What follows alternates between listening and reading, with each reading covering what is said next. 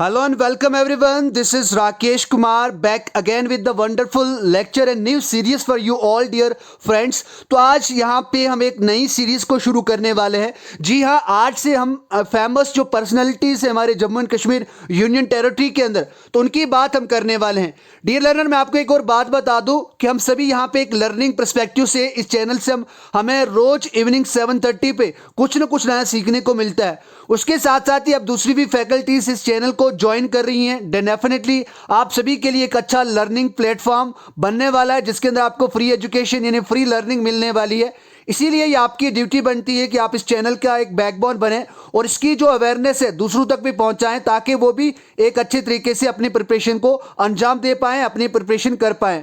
Dear learner, आपको एक बात कहना चाहूँगा आज मैं, क्योंकि आप सभी सक्सेसफुल होना चाहते हैं और डेफिनेटली हम सभी एक कामयाब इंसान बनना चाहते हैं. But without struggle success has no value. यानी बिना मुशक्क़त या बिना मेहनत करे कोई भी कामयाबी का कोई भी मज़ा नहीं आता है. It means without struggle success has no value. आपको अपने आप को एक अनकंफर्टेबल जोन में डालना ही होगा. If you want a comfortable life तो आपको अभी अपने आप को अनकंफर्टेबल जोन के अंदर जरूर डालना होगा. तो इसीलिए आज मैं आप सभी के लिए एक नया टॉपिक जो जेके एसएसबी एग्जाम के अंदर पूछा जाता है. अगर आप Jammu Kashmir service selection board की बात करें तो उनके अंदर से जितने भी एग्जाम यहाँ पे निकलते हैं, जितनी भी रिक्रूटमेंट निकलती है, उनके अगर आप सिलेबस की बात करें तो हर एक सिलेबस, हर एक एग्जाम के सिलेबस के अंदर वहां पे आपका ये जो टॉपिक है, जो famous personalities in Jammu and Kashmir है, तो वो आपको देखने को मिलती हैं. यानी ये वाला जो पोर्शन है वो हर एक एग्जाम के अंदर होता है. खासकर जम्मू एंड कश्मीर जो सर्विस सिलेक्शन बोर्ड है तो उन एग्जाम्स के अंदर यहाँ पे हर एक सिलेबस के अंदर इसको ऐड करा जाता है. इसीलिए आप किसी भी अगर एग्जाम की प्रिपरेशन कर रहे हैं Jammu and Kashmir service selection board की, तो आपके लिए ये टॉपिक कहीं ना कहीं हेल्पफुल होने वाला है. इसीलिए आप भी अच्छे तरीके से इसका आनंद लें, अच्छे नॉलेज को गेन करें. तो यहाँ पे एक सिस्टमेटिकली वे से हम इसको शुरू करने वाले हैं. उसके बाद डियर लर्नर, आप सभी से एक ये रिक्वेस्ट है कि आप सभी को पता है धीरे धीरे नई फैकल्टीज भी हमारे इस चैनल को ज्वाइन कर रही हैं. बस आप सभी की सपोर्ट की ज़रूरत है, कोऑपरेशन की ज़रूरत है. अगर आपको कभी भी कोई लेक्चर लगती है कि ये दूसरों के लिए बेनिफिशियल हो सकती है, देन डेफिनेटली आप हेजिटेट ना करें, दूसरों तक इसकी अवेयरनेस पहुंचाएं, क्योंकि ये एक ऐसा फ्री प्लेटफॉर्म क्रिएट हो रहा है धीरे धीरे आपकी सपोर्ट से, जहां पे आपको एक अच्छा कंटेंट के साथ साथ एक अथॉरेंटिक, आपके पास एक अथॉरेंटिक यहाँ पे आपको एक लर्निंग प्लेटफॉर्म यानी लर्निंग भी आपको यहाँ से मिलती है. उसके बाद अगर आपने अभी तक हमारे टेलीग्राम ग्रुप को ज्वाइन नहीं करा है तो एक बार आप डिस्क्रिप्शन में चेक कर दें, वहाँ पे टेलीग्राम ग्रुप का लिंक दिया हुआ है. आप टेलीग्राम ग्रुप से जुड़ सकते हैं और वहाँ से आपके जितने भी लेक्चर्स आपको दिए जाते हैं, जितनी भी लेक्चर्स आपकी लाइव होंगी या ऐसे अपलोड होंगी, उन सभी का आपको जो रिटर्न पीडीएफ होगा वो आपको टेलीग्राम के थ्रू मिल जाएगा. उसके बाद आप हमारे सोशल मीडिया हैंडल्स पे भी हमें ज्वाइन कर सकते हैं. आप इंस्टाग्राम पे ब्राइट आविष्कार करके लिखें तो वहाँ पे आप इसको ज्वाइन कर सकते हैं. उसी तरीके से यहाँ पे आप हमारे व्हाट्सएप को भी ज्वाइन कर सकते हैं. तो आप एक बार टेलीग्राम ग्रुप को ज्वाइन कर दें तो जो भी व्हाट्सएप की इन्फॉर्मेशन होगी वो आप तक पहुँचा दी जाएगी. Dear learner, without wasting over too much time आज की लेक्चर को हम शुरू करते हैं. आई होप डियर लर्नर आप एक अच्छे मोटिवेशन के साथ, एक अच्छी पॉजिटिविटी के साथ आप अपने लिए, अपनी फैमिली के लिए, अपनी सोसाइटी के लिए, अपने नेशन, अपनी स्टेट के लिए एक अच्छी मेहनत, अच्छी स्ट्रगल के लिए तैयार होंगे. आप सभी के लिए हम एक अच्छा मटेरियल कंटेंट ला रहे हैं. डियर लर्नर, ये आपकी रिस्पॉन्सिबिलिटी बनती है कि आप अपने माँ बाप के सपने, अपनी सोसाइटी के एक्सपेक्टेशंस या फिर जो आपके अपने ड्रीम हैं उनको पूरा करना है. क्योंकि हम सभी यहाँ पे लर्नर हैं, तभी मैं हर एक वीडियो के अंदर लर्नर ही बोलता हूँ. I am not a teacher, मैं भी आपसे ही बहुत सारी चीज़ें सीखता हूँ और आई होप कि आपका कोऑपरेशन इसी तरीके से बना रहेगा. एंड देन डेफिनेटली हम एक दिन एक हाइट को छू लेंगे जहाँ पे हमारे पास बहुत ज़्यादा स्टूडेंट्स होंगे और डेफिनेटली हम सभी स्टूडेंट की एक यानी यूनियन बन के हम दूसरे स्टूडेंट्स की भी हेल्प कर पाएंगे. ऐसे स्टूडेंट्स की हेल्प करना हमारा कर्तव्य है जिनके पास एक एक्सेस नहीं है, वो अच्छी एजुकेशन को गेन कर पाए. इसीलिए यहाँ पे मेरी ओर से एक छोटा सा एक इनिशिएटिव लिया गया है. अगर आपका कोऑपरेशन रहा डियर लर्नर तो डेफिनेटली हम एक यहाँ पे इस फैमिली को और अच्छी अच्छी जगहों तक भी पहुँचाएंगे, यानी हर एक बच्चे तक पहुँचाएंगे जो यहाँ पे कुछ ना कुछ सीखना चाहता है. उसके बाद सजाद सर ने हमें रिसेंटली ज्वाइन करा है. इंदू मैम भी कमिंग बैक, इंदू मैम भी वापस आ रही हैं. इस तरीके से आप सभी को अब अपना कॉपरेशन अच्छे तरीके से दिखाना है ताकि हम एक अच्छी लर्निंग प्लेटफॉर्म को क्रिएट कर पाए। तो आज के इस लेक्चर के अंदर हम यहाँ पे एक इंपॉर्टेंट सीरीज को शुरू करने वाले हैं जो है famous personalities of Jammu and Kashmir. यानी ऐसे लोगों की बात करेंगे जो माने ताने लोग हैं हमारे Jammu and Kashmir union territory के, जो पहले स्टेट हुआ करती थी। और आपने Jammu and Kashmir reorganisation act अभी तक नहीं देखा तो एक बार देख लें, उसके एमसीक्यू भी देख लें ताकि आपको एक यहाँ पे एक्सपेक्टेड आइडिया मिल जाए किस तरीके के एग्जाम के अंदर क्वेश्चन पूछे जाते हैं। तो आज यहाँ पे एक जेकेएसएसबी का और एक मोस्ट फेवरेबल टॉपिक को हम कवर करने जा रहे हैं जो है इंपॉर्टेंट पर्सनालिटीज, यानी जो फेमस पर्सनालिटीज है हमारी Jammu and Kashmir union territory की, उसकी बात करने वाले हैं। डियर लर्नर, मैं आपको यहाँ पे बताऊं जो ये इंपॉर्टेंट सीरीज आज हम इस दिन बिगिन कर रहे हैं, इसके अंदर आपको फेमस पर्सनालिटी किस हिसाब से मिलेगी, एक सिस्टमेटिकल वे से, एक यहाँ पे आपको स्ट्रेटजी से मिलेगी ताकि आपको कभी कंफ्यूजन ना हो। सबसे पहले यहाँ मैं पॉलिटिकल के रिलेटेड जितने भी यहाँ पे पॉलिटिक्स के अंदर जितने भी लोग हमारे जम्मू एंड कश्मीर से हैं उनकी बात करेंगे। उसके बाद जो रिलीजियस है, फिर स्पोर्ट्स के अंदर जितने भी यहाँ से जो स्पोर्ट्समैन गए हैं उनकी बात करेंगे। उसके बाद आर्टिस्ट की बात करेंगे, लिटरेचर जितने भी यहाँ पे लिटरेचर वाले लोग हैं जम्मू एंड कश्मीर से उनकी बात करेंगे। उसके बाद सोशल एक्टिविस्ट जो सोशल एक्टिविटीज के अंदर अपना अहम रोल प्ले कर चुके हैं या कर रहे हैं उनकी बात करेंगे। उसके बाद लॉ एंड जस्टिस के अंदर बात करेंगे, जैसे हमारे जम्मू एंड कश्मीर से बहुत ऐसे लोग हैं जो चीफ जस्टिस ऑफ इंडिया भी रह चुके हैं, उनकी बात करेंगे। उसके बाद एकेडमिक एंड साइंस की बात करेंगे। उसके बाद अगर और कोई सोशल एक्टिविस्ट हो या और कोई मिसलीनियस यहाँ पे हमारी फेमस पर्सनैलिटी होगी तो उसके बारे में भी बात करेंगे। इसके साथ साथ आपको यहाँ पे सिर्फ इन पर्सनैलिटीज का पता नहीं लगेगा लेकिन आज तक के रिसेंट डेटा तक इनका क्या रोल चल रहा है, इनको कौन कौन से अवार्ड मिले हैं, सभी के बारे में हम एक डिस्क्रिप्शन से अच्छी एक ब्रीफ नॉलेज हासिल करने वाले हैं। इसीलिए बिल्कुल भी आप इस लेक्चर को स्किप नहीं करें। छोटी सी लेक्चर होगी आज, कल से हम कंटिन्यू करेंगे क्योंकि आज की लेक्चर के अंदर आपको थोड़ा सा इंफॉर्मेटिव यहाँ पे चीजें जो बोल रही थी वो मैं अभी तक बोल चुका हूं। अब यहाँ पे विदाउट डिले हम आज की लेक्चर को एक अच्छे लर्निंग इंटरेस्ट के साथ शुरू करते हैं ताकि आप अपने लर्निंग को और अच्छे इनरिच कर पाओ और अच्छे नॉलेज को गेन कर पाओ। तो सबसे पहले यहाँ पे हम पॉलिटिकल वाले पोर्शन को कवर करने वाले हैं ताकि हमें यह पता लग पाए कि हमारे जम्मू एंड कश्मीर जो यूनियन टेरिटरी अब बन चुकी है उसके अंदर कौन कौन से ऐसे प्रोमिनेंट पॉलिटिकल लीडर हैं जिन्होंने अपना लोहा यानी हिंदुस्तान लेवल तक यानी इंडिया लेवल तक मनवाया है और जिन्होंने सेंट्रल गवर्नमेंट के अंदर भी अपना काम करा है, यानी यूनियन गवर्नमेंट के साथ भी काम करा है। तो उन सभी की हम अच्छे तरीके से बात करने वाले हैं। यानी ऐसे प्रोमिनेंट लीडर जो होते हैं, पॉलिटिकल लीडर जो हमारे Jammu and Kashmir union territory जो पहले स्टेट थी उससे बिलोंग करते हैं। तो सबसे पहले यहाँ पे हम बात करते हैं शेख मोहम्मद अब्दुल्ला की बात करें या आप इनको मोहम्मद अब्दुल्ला शेख के नाम से भी जान सकते हैं। यानी इनको कई कई बुक्स के अंदर आपको मोहम्मद अब्दुल्ला शेख जानने को मिलेगा, लेकिन कहीं कहीं आपको बहुत सारी बुक्स ऐसी भी मिलेंगी जहां पे आपको शेख मोहम्मद अब्दुल्ला जानने को मिलेगा। तो आपको मैंने ये इसके बारे में जब मैंने आपको जम्मू एंड कश्मीर की हिस्ट्री पढ़ाई थी उसके अंदर भी मैंने आपको ये मोहम्मद अब्दुल्ला शेख यानी शेख मोहम्मद अब्दुल्ला के बारे में आपको बताया था। आज हम और ब्रीफ से बात करते हैं इनके बारे में ताकि आपको इनका क्या पार्टिसिपेशन रहा था, यानी यहाँ पे जम्मू एंड कश्मीर गवर्नमेंट को अंदर या जो कॉन्स्टिट्यूशन बनी थी उसके अंदर या कौन कौन से ऐसे इनके जो काम रहे जिनके लिए ये जाने जाते हैं उनकी बात करेंगे। अगर आप बात करें मोहम्मद अब्दुल्ला शेख की बात करें तो इनका जो जन्म हुआ था 5 दिसंबर 1905 को हुआ था, यानी यहाँ पे ये सोपोर कश्मीर के अंदर उनका जन्म हुआ था। अगर इनकी आप डेथ की बात करें तो 8 सितंबर 1982 को इनकी मृत्यु हुई थी। उसके बाद बात करें ये एक बहुत ही फेमस कश्मीरी पॉलिटिशियन है, आप सभी को पता है, जिन्होंने politics of Jammu and Kashmir के अंदर एक अपना खास योगदान दिया है, एक इंपॉर्टेंट रोल प्ले करा है। उसके बाद बात करते हैं उन्होंने कभी भी हार नहीं मानी थी, उनका जो एटीट्यूड था वो हमेशा बुलंद रहता था, हमेशा ऊपर रहता था। इसीलिए जो वहाँ के जो लोग थे, यानी जो लोग थे जो कश्मीर के या जम्मू के जो लोग थे जो उनके सपोर्टर थे उन्हें शेर कश्मीर कहा जाता था। यानी उनको वो क्या कहते थे, शेर कश्मीर कहते थे। It means line of Kashmir के नाम से। अगर कभी भी आपको एग्जाम के अंदर पूछा जाए which person is known as the lion of Kashmir, तो वहाँ पे अगर आपके पास ऑप्शन हो और ऑप्शन में अंदर आपके पास अगर शेख मोहम्मद अब्दुल्ला या मोहम्मद अब्दुल्ला शेख ऐसे करके लिखा हो तो इट मीन्स ये आपका करेक्ट आंसर है। उसके बाद इन्होंने एक पार्टी को भी यहाँ पे क्रिएट करा था। उनको एक फाउंडिंग लीडर भी माना जाता है। जो हमारी Jammu and Kashmir national conference की जो पार्टी थी, जो यहाँ पे बनवाई गई थी, कब बनी थी मैंने उसके बारे में भी आपके बात करी थी। तो उन्होंने यहाँ पे जो फाउंडर हैं उसके, जो Jammu and Kashmir national conference के फाउंडर थे, वो भी यहाँ पे मोहम्मद अब्दुल्ला शेख आपको देखने को मिलेंगे। उसके बाद इन्होंने जो Jammu and Kashmir national conference की जो पहली मीटिंग थी, ये भी यहाँ पे शेख मोहम्मद अब्दुल्ला ने ही कंडक्ट करवाई थी। तो इस तरीके से भी आपको ये जानने को मिल जाता है कि इन्होंने ही यहाँ पे ये जो जितनी भी मीटिंग्स थी उनको कंडक्ट करवाया था। उसके बाद ये एक प्रोमिनेंट लीडर माने जाते हैं जो नेशनल कॉन्फ्रेंस के हैं, उनको प्रोमिनेंट लीडर भी कहा जाता है, जो शेख मोहम्मद अब्दुल्ला थे। तो इस तरीके से उन्होंने एक एजिटेशन शुरू करा था, एक यहाँ पे आंदोलन शुरू करा था।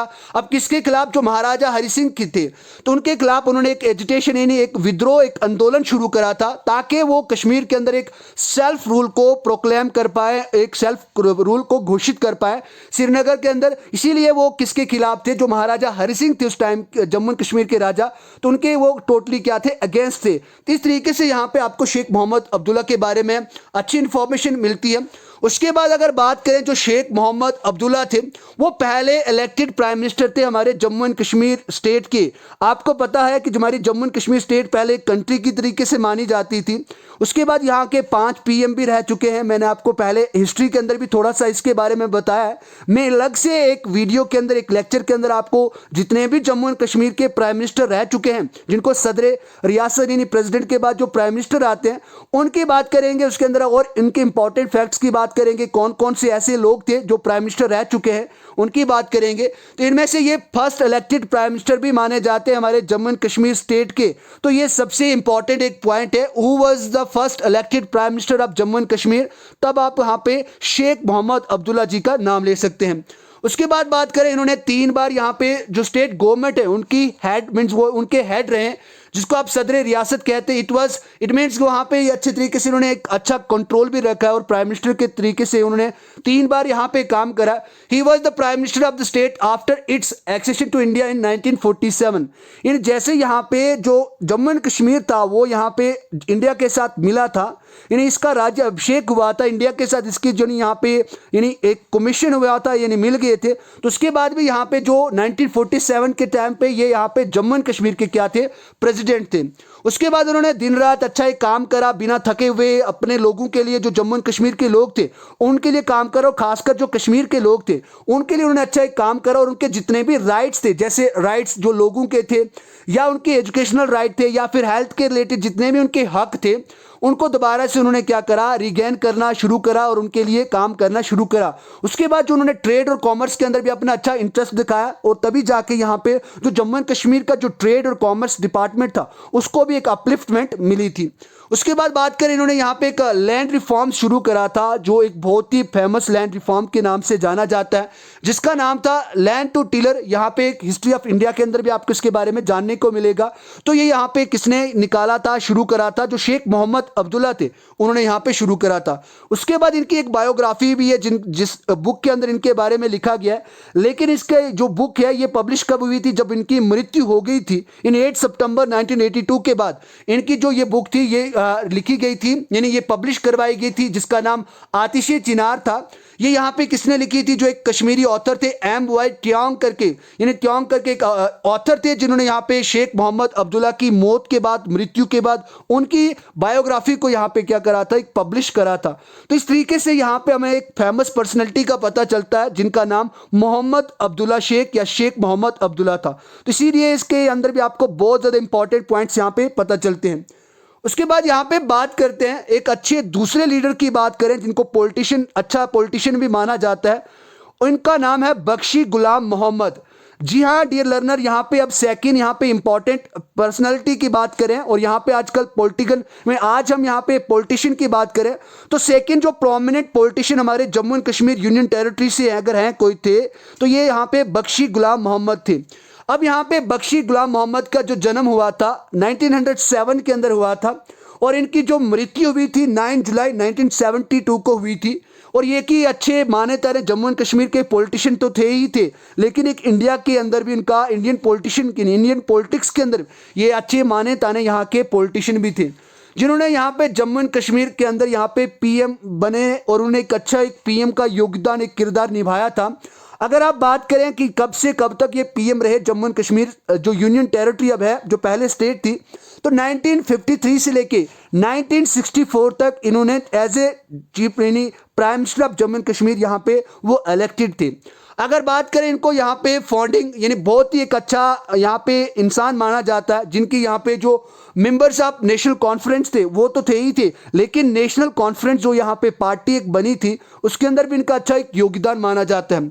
उसके बाद इनके अंदर की जो इनके जो बख्शी गुलाम मोहम्मद की जो सबसे एक प्रोमिनेंट बात है, जो खास बात है, वो ये है कि ही was the longest serving PM of Jammu and Kashmir. यानी सबसे ज़्यादा अगर किसी ने पीएम प्राइम मिनिस्टर जो टाइम तक रहे थे वो यहाँ पे जो बख्शी गुलाम मोहम्मद थे, तो उनका जो टाइम पीरियड था as a prime minister of Jammu and Kashmir state वो सबसे ज़्यादा था।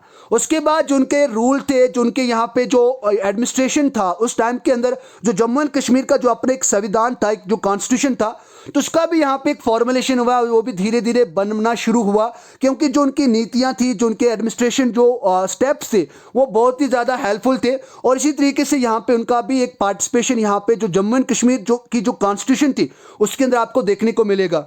उसके बाद जो रिलेशन था जम्मू एंड कश्मीर का और इंडियन गवर्नमेंट का, तो उसके बीच में जो समझौता हुआ था, तो उसके बीच में भी यहाँ पे जो बख्शी गुलाम अहमद मोहम्मद थे, यानी बख्शी गुलाम मोहम्मद थे, उनका यहाँ पे बहुत ही ज़्यादा योगदान रहा, ताकि हर एक क्योस या फिर कोई भी कन्फ्लिक्ट जो चल रही है या जो कोई वार्तालाप कन्वर्सेशन चल रही है उसको एक नॉर्मलाइजेशन तरीके से ठंडा करा जाए, उसको एक अच्छे तरीके से बंद करा जाए। तो उसके अंदर भी यहाँ पे जो यानी यहाँ पे बख्शी गुलाम मोहम्मद थे उनका एक अच्छा रोल था। उसके बाद इनकी और अच्छी बात करें तो ये यहाँ पे जो प्रेसिडेंट ऑफ नेशनल कॉन्फ्रेंस भी रहे थे, जो नेशनल कॉन्फ्रेंस थे उसके प्रेसिडेंट भी यहाँ पे रह चुके हैं, और उन्होंने बहुत ही ज़्यादा मेजॉरिटी के साथ उस इलेक्शन को जीता था जब वो मुस्लिम कॉन्फ्रेंस उसका नाम था, और उन्होंने यहाँ पे मुस्लिम कॉन्फ्रेंस के अंदर एक अच्छी मेजॉरिटी के साथ वोट्स को जीते थे, और वो एनसी के जो नेशनल कॉन्फ्रेंस थे उनके प्रेसिडेंट भी रहे थे। अब यहाँ पे सोबरक्यूट यहाँ पे एक अच्छी एक यहाँ पे नाम भी दिया गया था, तो उनको खालिद ए कश्मीर के नाम से भी जाना जाता था, यानी बख्शी गुलाम मोहम्मद को खालिद ए कश्मीर के नाम से भी जाना जाता था। अगर आप बात करें इन्होंने सिंपल सी अगर बात करें तो ये 5 मार्च 1948 से लेके 9 अगस्त 1953 तक भी यहाँ पे ये as a deputy prime minister इन्होंने काम करा है। अगर बात करें he was the first deputy prime minister of Jammu and Kashmir, तो ये भी सबसे बड़ी बात आप सभी के लिए जानने को है, who was the first deputy prime minister of Jammu and Kashmir. तो यहाँ पे जो बख्शी गुलाम मोहम्मद थे वो पहले डिप्टी प्राइम मिनिस्टर है हमारी जम्मू एंड कश्मीर स्टेट के। कब से कब? 5 मार्च 1948 से लेके 9 अगस्त 1953 तक, ये 1950 तक वो यहाँ पे as a deputy prime minister थे हमारे जम्मू एंड कश्मीर के। उसके बाद यहाँ पे बात करें, वो यहाँ पे लोकसभा के लिए भी इलेक्ट करे गए थे। अगर आप पूछें कौन सी कॉन्स्टिट्यूंसी से, तो ये यहाँ पे माना जाता है कि ये यहाँ पे श्रीनगर कॉन्स्टिट्यूंसी से उन्होंने यहाँ पे इलेक्शन को लड़ा था, और 1967 से लेकर 1971 के बीच में ये लोकसभा के भी मेंबर रह चुके हैं। उसके बाद उनका जो एक अच्छा यहाँ पे एडमिनिस्ट्रेशन चलाने के लिए उनको यहाँ पे याद भी किया जाता है कि जो मॉडर्न कश्मीर था उनका यहाँ पे इसको माना जाता, आर्किटेक्ट माना जाता है, एक इंजीनियर माना जाता है, कि जो योगदान था जो मोहम्मद यानी बख्शी गुलाम मोहम्मद का जो एक योगदान था जो कश्मीर मॉडर्न कश्मीर को बनाने का, तो उनके अंदर अच्छा था, इसीलिए इनको यहाँ पे मॉडर्न कश्मीर का एक आर्किटेक्ट भी माना जाता है, जो जिसको नया कश्मीर का एक आर्किटेक्ट भी कहा जाता है। Who is known as the modern Kashmir architect या आर्किटेक्ट ऑफ मॉडर्न कश्मीर, तो वहाँ पे आप बख्शी गुलाम मोहम्मद जी का नाम लिख सकते हैं और आप दे सकते हैं। तो इस तरीके से आपको यहाँ पे जो बख्शी गुलाम मोहम्मद थे उनके बारे में आपको पता चलता है। उसके बाद एक और अच्छी पर्सनैलिटी की बात करें जिनका पॉलिटिक्स के अंदर एक अच्छा हाथ था, एक अच्छा एडमिनिस्ट्रेशन उन्होंने चलाया, और एक अच्छा यहाँ पे नॉलेज और एक अच्छे प्रोमिनेंट पॉलिटिशियन माने जाते हैं हमारे जम्मू एंड कश्मीर के। उनका नाम है यहाँ पे मेहर चंद महाजन। जी हाँ, मेहर चंद महाजन भी एक अच्छे पॉलिटिशियन है जम्मू एंड कश्मीर के। इनकी भी एक अच्छी यहाँ पे दास्तां है, अच्छी यहाँ पे इन्होंने भी काम करे। अगर इनके जन्म की बात करें तो इनकी जो जन्म हुआ था यहाँ पे इनका जो जन्म हुआ था वो 1889 के अंदर इनकी जो जन्म हुआ था। उसके बाद 1967 में इनकी मृत्यु हो गई थी। और ये इनकी खास बात ये है कि जो हमारे चीफ जस्टिस ऑफ इंडिया वो 3rd chief justice of India रह चुके हैं। आप सभी को बता दूं, सबसे जो इम्पोर्टेंट यहाँ पे जो मेहर चंद महाजन जी के बारे में बात जाननी है वो आप सभी को ये जाननी है। ही was the third chief justice of the India, यानी जो सुप्रीम कोर्ट के अंदर जो जज होते हैं, यानी ही was the third chief justice of the supreme court of India. यानी जो सुप्रीम कोर्ट ऑफ इंडिया के जो तीसरे यहाँ पे न्यायाधीश थे, यानी चीफ जस्टिस थे, वो यहाँ पे कौन थे? जो मेहरचंद महाजन वो थे। तो इनकी एक बहुत ही आपको हिस्ट्री के बारे में अच्छी बातें जानने को मिलती हैं। उसके बाद बात करें, he became justice in the pre independence Punjab high court, यानी इससे पहले वो हाई कोर्ट ऑफ पंजाब के भी यहाँ पे जस्टिस रह चुके थे। जब वो वहां पे काम कर रहे थे as a justice of chief justice of Punjab high court, तो जो महाराजा थे उस टाइम के, और वो महाराजा कौन थे? महाराजा हरि सिंह थे। उन्होंने उनको क्या बुलवाया? कश्मीर बुलवाया, और कश्मीर बुलवा के उनको कश्मीर का प्राइम मिनिस्टर नियुक्त कर दिया गया। यानी यहाँ पे जब वहां पे मेहरचंद महाजन जी यहाँ पे कश्मीर के अंदर प्राइम मिनिस्टर बने थे, उससे पहले वो पंजाब हाई कोर्ट के लिए काम कर रहे थे, पंजाब हाई कोर्ट के चीफ जस्टिस थे। महाराजा हरि सिंह ने उनको बुलवाया और यहाँ पे आके कश्मीर में, यानी जम्मू कश्मीर के अंदर उनको यहाँ का प्राइम मिनिस्टर बना दिया गया। इस तरीके से भी आपको यहाँ पे जानने को मिलता है। और उसके बाद धीरे धीरे जो जम्मू एंड कश्मीर था, वो आप सभी को पता था कि वो इंडिया के अंदर मर्ज हो गया था, मिल गया था। उसके बाद बात करें, he was also the prime minister of the state of Jammu and Kashmir, ये तो बात हमने करी। और उस टाइम जब वो जम्मू एंड कश्मीर के यानी प्राइम मिनिस्टर बने थे, उस टाइम पे यहाँ पे किसका राज चल रहा था? जो महाराजा हरि सिंह थे वो यहाँ पे राज कर रहे थे, और उन्होंने यहाँ पे एक बहुत ही इंपॉर्टेंट रोल भी प्ले करा था, जो accession of the state to India. यानी यहाँ पे जो हमारी जम्मू एंड कश्मीर स्टेट को जब मर्ज करा गया था इंडिया के अंदर, तो इन सभी कॉन्फ्लिक्ट्स के अंदर, इन सभी वाद विवाद के अंदर, इन सभी का यानी मेहरचंद महाजन जी और यहाँ पे जो महाराजा हरि सिंह थे, उनका एक प्रोमिनेंट रोल आपको देखने को मिलता है। उसके बाद यहाँ पे इनकी और अच्छी बात करें तो ये यहाँ पे जो इंडियन नेशनल कांग्रेस थे, उनके ये नॉमिनी भी रह चुके हैं। और कब रहे? जब यहाँ पे इंडिया और पाकिस्तान की बाउंड्री लाइन को ड्रॉ करा जाता था, जिस बाउंड्री लाइन को हम यहाँ पे क्या कहते हैं? रेड क्लिफ कमीशन, यहाँ पे हम इसके नाम से भी जानते हैं इसको, यानी यहाँ पे इसको हम क्या कहते हैं? जो रेड क्लिफ कमीशन, जिसको हम बाउंड्री लाइन को जानते हैं, जो इंडिया और पाकिस्तान के बीच में खींची गई है। जो किसने खींची थी? जो आर्किटेक्ट थे उस टाइम के, जो सर साइरल रेडक्लिफ, उनके नाम से इस बाउंड्री लाइन का नाम पड़ा है। तो उस टाइम पे ये यहाँ पे कांग्रेस के एक नॉमिनी थे, एक रिप्रेजेंटेटिव थे। तो इस तरीके से भी आपको इनके बारे में अच्छी चीजें जानने को मिलती है। उसके बाद बात करें, जब वो चीफ जस्टिस ऑफ इंडिया बने थे, तो उससे पहले वो क्या करते थे? जो सुप्रीम कोर्ट ऑफ इंडिया के जो फर्स्ट जजेस थे, उनमें से एक जज वो रह चुके थे। यानी जब वो चीफ जस्टिस ऑफ इंडिया बने थे, तो अगर आपको कोई पूछे who was the third chief justice of India, तो तब वहां पे आप मेहरचंद महाजन जी का नाम आप बता सकते हो। और उनसे पहले भी वो सुप्रीम कोर्ट के जो फर्स्ट जज होते हैं, यानी जो जज की एक यहाँ पे कैबिनेट, यानी यहाँ पे एक जज की एक जो पार्टी होती है, तो उसके अंदर भी वो वहां पे वन ऑफ द फर्स्ट जज ऑफ द सुप्रीम कोर्ट रह चुके हैं। तो इस तरीके से आपको यहाँ पे मेहरचंद महाजन जी के बारे में अच्छी बातें जानने को मिलती हैं।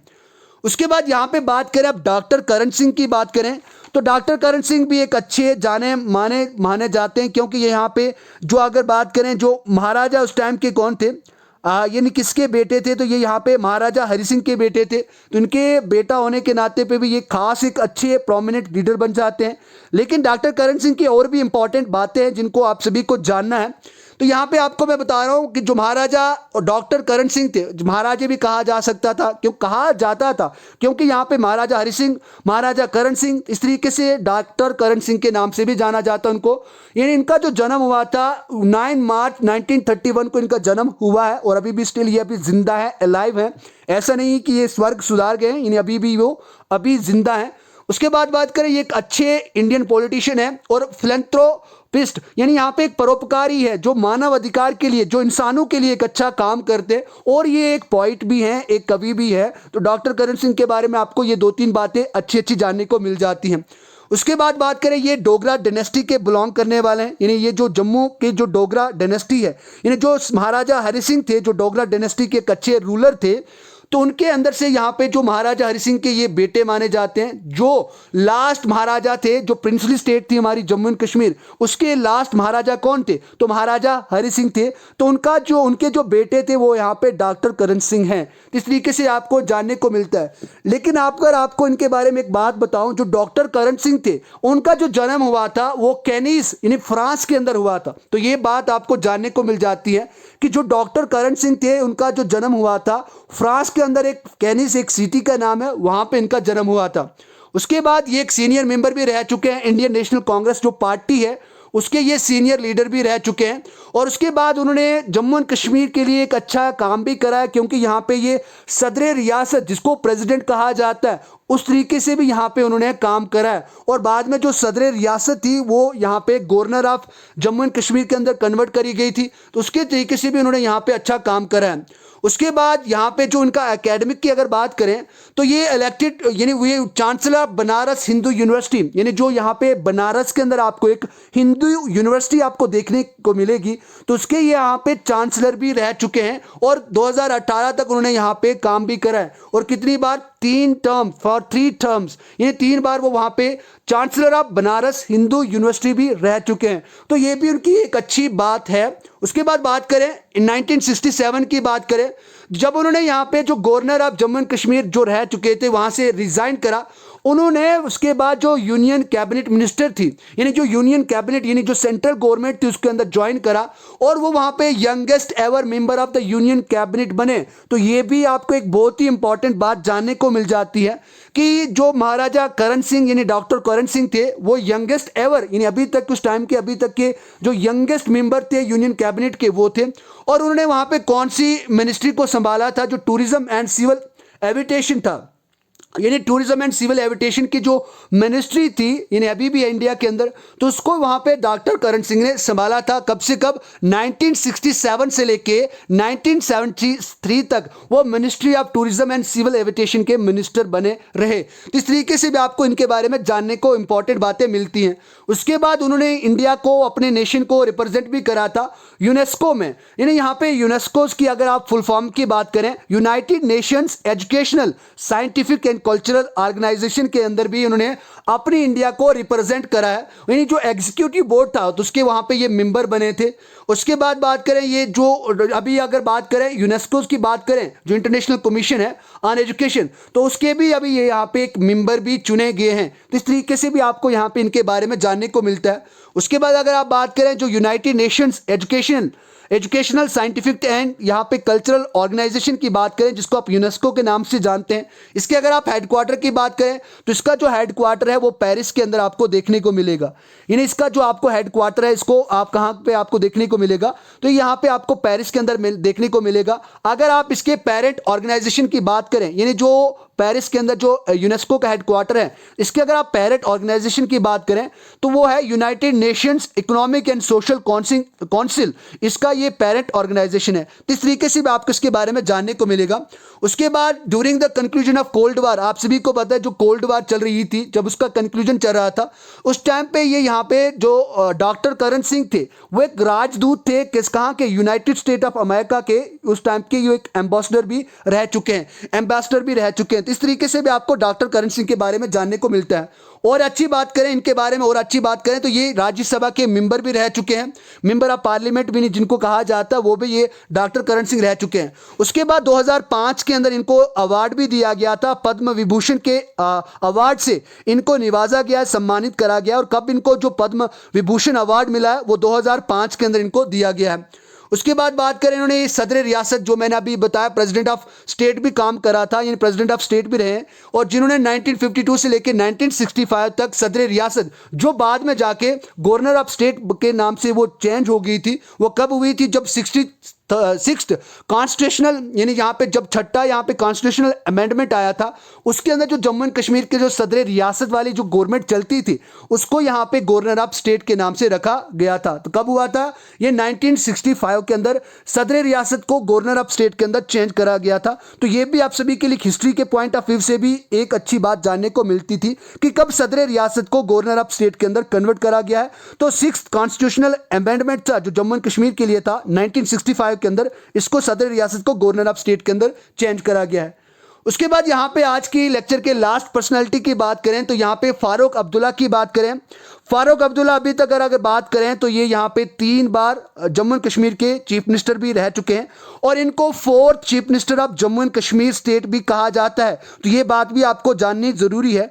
अगर आप यहाँ पे बात किसकी करें, यहाँ पे फारूक अब्दुल्ला की बात करें, अगर आप बात करें जो फारूक अब्दुल्ला थे उनका जो जन्म था वो कब हुआ था, 21 अक्टूबर 1937 को उनका जन्म हुआ था और अभी भी ये जिंदा है।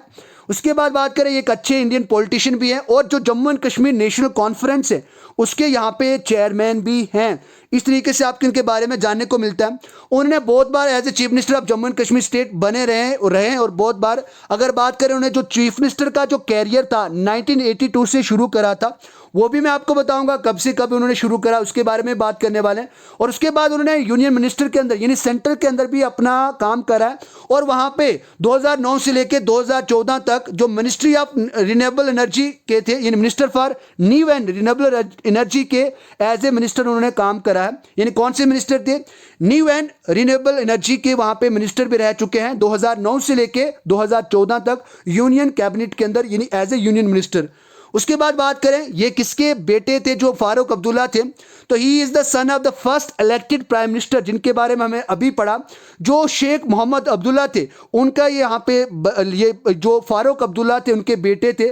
उसके बाद अगर आप बात करें फॉर्मर चीफ मिनिस्टर की बात करें, हमारे जम्मू एंड कश्मीर की बात करें, जो उमर अब्दुल्ला जी थे उनके यहाँ पे पिताजी भी इनको पिताजी हैं, माना क्या जाता है इनके पिताजी ही हैं जो डॉक्टर फारूक अब्दुल्ला हैं।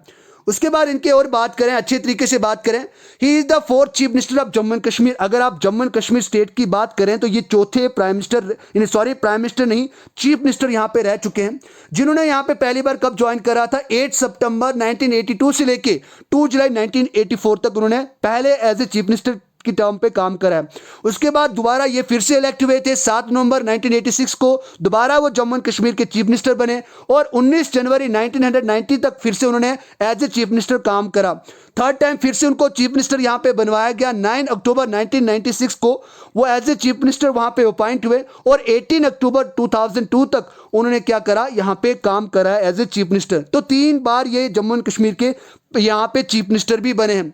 उसके बाद बात करें ऑन 16 सितंबर 2019 की बात करें, ये करंट अफेयर की बात है, अब्दुल्ला जो यहाँ पे Farooq Abdullah he became the first mainstream politician to be detain under the public safety act, यानी 370 एक्ट के पीछे यहाँ पे उनको डिटेन भी करा गया था, नजरबंद भी करा गया था। तो ये पहले पॉलिटिशियन थे जो पब्लिक सेफ्टी एक्ट के अंदर जिनको यहाँ पे डिटेन करा गया था, जिनको नजरबंद करा गया था। तो ये भी आपके लिए एक जनरल नॉलेज के पर्सपेक्टिव से आप सभी के लिए ये इंपॉर्टेंट पॉइंट है। सो डियर लर्नर, आज की यहाँ पे लेक्चर को हम फिनिश करते हैं। कल के लेक्चर के अंदर जो भी रिमेनिंग पॉलिटिशियन रह रहे हैं उनकी बात करेंगे, उसके साथ साथ फिर स्पोर्ट्समैन की बात करेंगे, उसके बाद law and academics and science की बात करेंगे, इसी तरीके से लिटरेचर आर्किटेक्ट की बात करेंगे, म्यूजिकल कंपनी के अंदर जो म्यूजिकल यहाँ पे प्रोफेशन के अंदर उनकी भी बात करेंगे। तो आज की लेक्चर को हम यहीं पे फिनिश करते हैं। Thank you very much for your cooperation and dear learner, अगर आपने अभी तक भी इस वीडियो को, इस लेक्चर को लाइक नहीं करा है, अगर आपको वास्तव में लगता है इंडिडली, अगर आपको लगता है कि ये लेक्चर हमारे लिए बेनिफिशियल थी, so do subscribe this channel and आप उससे पहले एक बार लाइक कर दें। और आज का जो एक्सपीरियंस आपका इस लेक्चर का रहा, आप एक बार जरूर कमेंट सेक्शन के अंदर रखें। आपको इस तरीके की ब्रीफ नॉलेज कहीं किसी भी चैनल के अंदर आपको देखने को नहीं मिलेगी। So thank you very much, love you guys, और आप इसी तरीके से अवेयरनेस को बनाए रखें। बहुत जल्द हमें डेली बेसिस पे आपके लिए रेगुलर लाएंगे, उसके बाद बहुत जल्द हम दूसरे कोर्सेज को भी लॉन्च करने वाले हैं। थैंक यू वेरी मच, जय हिंद, जय भारत।